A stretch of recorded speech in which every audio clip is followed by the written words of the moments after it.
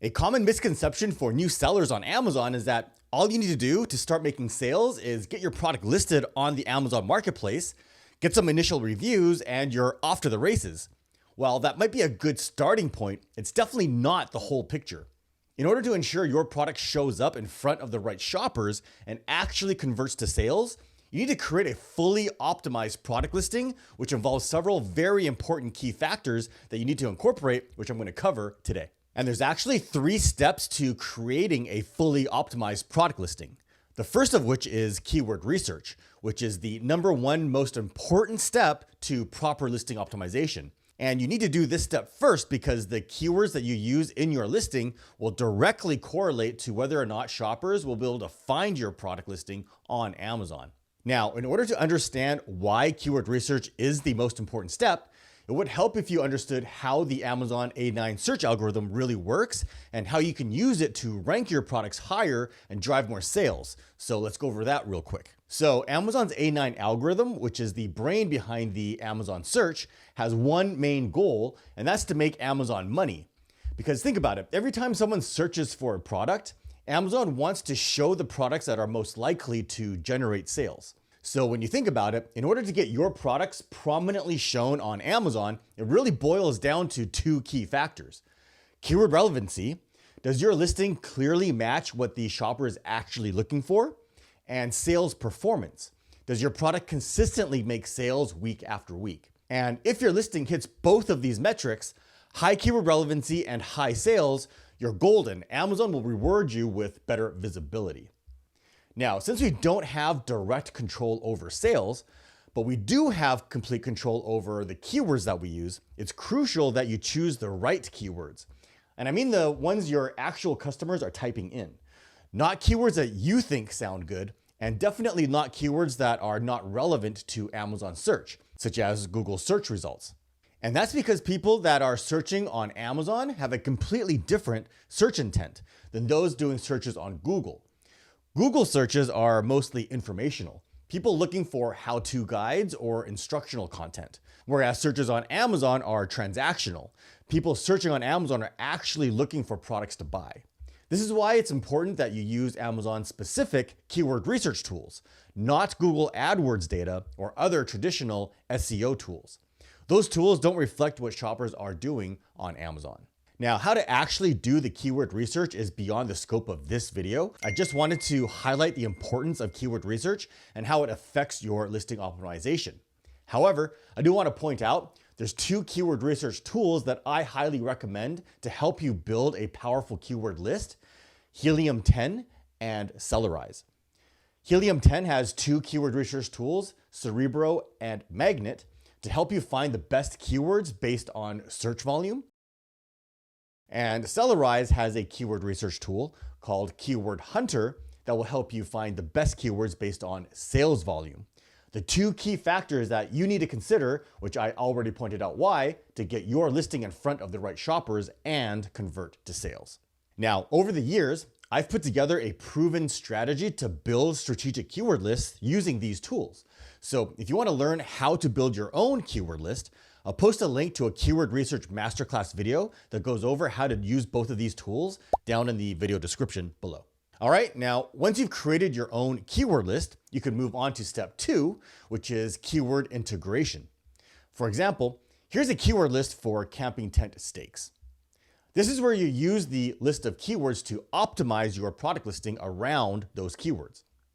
Use the keywords in the listing title, bullet points, description, and back-end search terms so the Amazon search algorithm can index them and understand what your product is about and who to show it to. Now, here's where a lot of people struggle.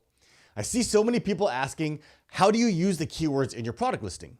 Where do you put them? Or how often should you use a specific keyword, and so on. Well, I'm going to show you an extremely easy way to do this in a minute, but first, let me show you what not to do because I see so many people making these same mistakes. First, while it's important to use the list of keywords so Amazon search algorithm will index them, remember, it's a human that will be looking at your product listing and reading the copy. So make sure the title, bullet points, description, and so on are easily readable, not keyword stuffed to the point where it's unreadable and confusing. It's also not necessary to repeat the same keyword over and over again. Once a keyword is used at least once, the A9 algorithm will index it. Only use keywords to get your point across and communicate the product benefits and features. For example, you can see in this title here, it's terribly difficult to read. The seller has keyword stuffed it to the point where it's literally difficult to read and comprehend. So don't do that. And be mindful of keyword placement. For example, in the title, the keywords closer to the beginning of the title are weighed with more importance. So always put the shortest, most relevant, and searched keyword phrase right at the beginning of the title. Also, I see too many sellers trying to use every single keyword on their list. You don't have to do that. Any unused keywords left on your list that you didn't use in the product listing, you can place those in the back-end keyword list. You can find the back-end keywords list here called the generic keywords list. Separate each keyword like you can see here in the example. But keep in mind though, the maximum length you can enter here is 2,500 characters. 500 characters on each line. All right, so with that said, let's focus on the three main areas and how to optimize them, starting with the title. Now, besides the main product photo, the title is the most important area to get right since every shopper looks at the main photo, reviews, and the title before deciding if they want to click on your listing to get more information. And I'll go over how to optimize the photos and reviews later on in the video. The title should be highly focused on what the product is, what it does, what's included, and what the main features or benefits are, and if there's any differentiation. This way, at a quick glance, shoppers can easily understand what the product is and if it's what they're looking for. For example, here's a bad product title. This seller didn't put any thought into the title at all. Amazon allows 200 characters in the title, so you should use them. And this seller keyword stuffed the title to the point where it's difficult to read and understand. So don't do that. Remember, it's a person that's actually going to decide whether or not they want to buy your product, not an algorithm. Here's an example of a well-crafted title. The first few keywords is the most relevant keyword phrase. It's what people will most likely type into the search to find this product.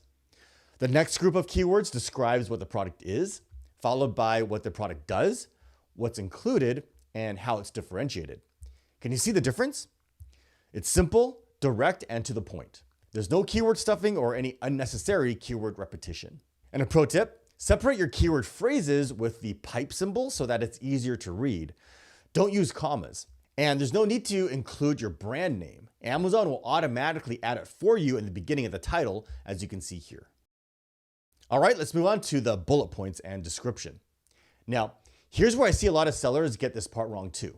What you want to put in the bullet points, description, and set of photos should be highly focused on telling a compelling story that communicates the benefits and features of your product, why it's superior to your competitors' products, and convince shoppers to buy your product. And how do you do that? What you put in the bullets and description need to focus on the benefits of your product, not the features.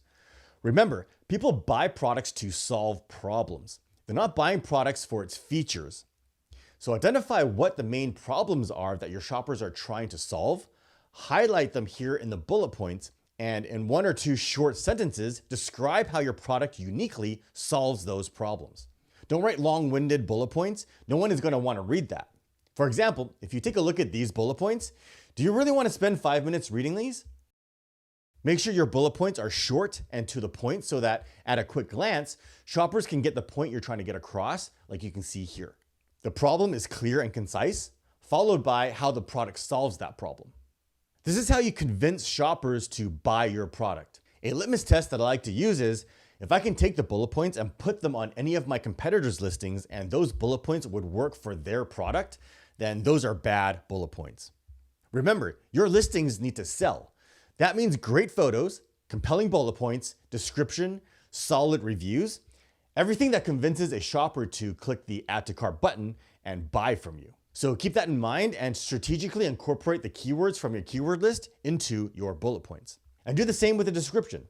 Whatever information you couldn't highlight in the bullet points, include them in the description. For example, any additional information such as benefits or features that your shoppers might find helpful or would want to know, include it here. Now, to make incorporating your list of keywords into your listing easier, there's actually a powerful tool to help you do this. Helium 10 has a listing optimizer tool called Listing Builder that will help make sure you're including your list of keywords in your product listing. It's extremely easy to use. As you start using keywords and phrases from your list, notice here that they're getting highlighted and marked as used. How powerful is that? Again, Helium 10 has a trial if you want to give these tools a try, and I'll also leave a link to a huge discount if you decide to upgrade down in the video description below. Now for the title, a good way to get started is to actually take a look at your top competitors and use theirs as a reference and tailor them to your own needs. Now moving on, pay close attention to this step because besides the title, the single most important area your product listing to optimize is your product photos. I can't stress enough how important your photos are. You need to understand sales psychology to realize why. You can see here, studies have shown that over 90% of a shopper's buying decision is made from the product photos. Think about your own buying habits. When you're considering a product to buy, you most likely browse through the photos first, and if it's not quite what you want, you quickly move on to another product, right? That's why, like I mentioned earlier, on a scale of importance, the most important area is the title, main photo, price, and reviews. That's because that's what shoppers are going to see first in the search results. And when done properly, shoppers will click on your listing in the search results, and then they're going to look at your photos. That's why your photos are the next most important area to optimize. If your photos don't convince shoppers to buy your product, then they're either going to move on to another product or they might take a peek at your bullet points and description. That's how critical your photos are to making sales. So with that said, do not skimp on product photography. It's not an area where you want to save money. Product photography isn't that expensive. You can expect to pay somewhere around $300 to $800, depending on what you want done, but it will pay off in the long run. The biggest problem that I see is that too many sellers think that it's good enough to simply have some nice photos that show off the product, and that simply just isn't true. Nowadays, everyone has nice photos, so having nice photos isn't enough. Remember what I said earlier, your entire listing should be highly focused on selling. Again, based on proven sales psychology, it's always going to be easier to make a sale by showing and not telling. Because we're human, we would rather look at photos to get a point across than have to read about it. So rather than just having a set of simple product photos, just like in the bullet points, you need to have a strategy. Your set of photos should highlight all of the key benefits, not the features, of your product and easily communicate how your product solves those problems or pain points that your customers have. Just having photos of your product from different angles or different backdrops isn't a good strategy. For example, with these camping tent stakes, the main problem areas and complaints are that they don't hold well in the ground. They are easily pulled out. The stakes easily bend or deform, and they're sometimes difficult to drive into the ground. So for example, if we take a look at this listing here, you'll notice that the entire listing focuses on the pain points and how the product solves these problems. You can see each photo focuses on a specific pain point and solution. How easy it is to install, how secure it is once installed, how strong and durable the stakes are, and so on. And notice the bullet points follow the same format.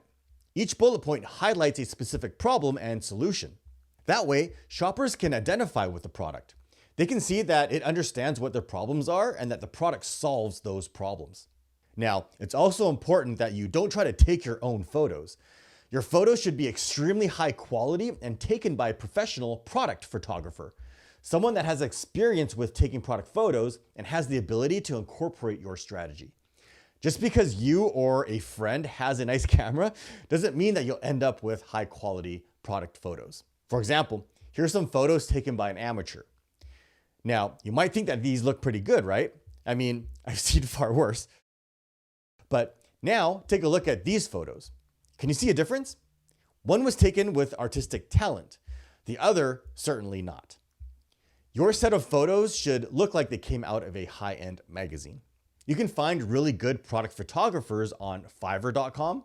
Just do a search for product photographer and make sure they're product photographers, not wedding photographers or outdoor or real estate photographers, for example.